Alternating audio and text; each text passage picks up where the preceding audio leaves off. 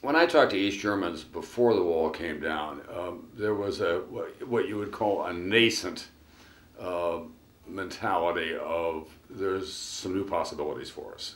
They really wanted elections, and they wanted to know that the rest of the world was paying attention to what they were doing in the East. And they were talking about trying to create political change from within their system. They were going to run for office, or they were going to speak out in the theater and in other places. They had no idea as well that once, in effect metaphorically, the cork was pulled out of that bottle, that these emotions would pour forth, and that people would get on their ladas and push their trams and get on their bicycles and come pouring across the border.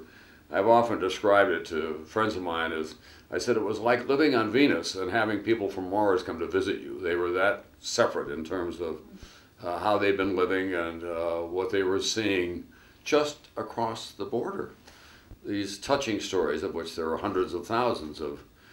I remember a tailor living in the western sector would get up every morning and wave to an unknown friend in the eastern sector who lived maybe 80 yards away from him.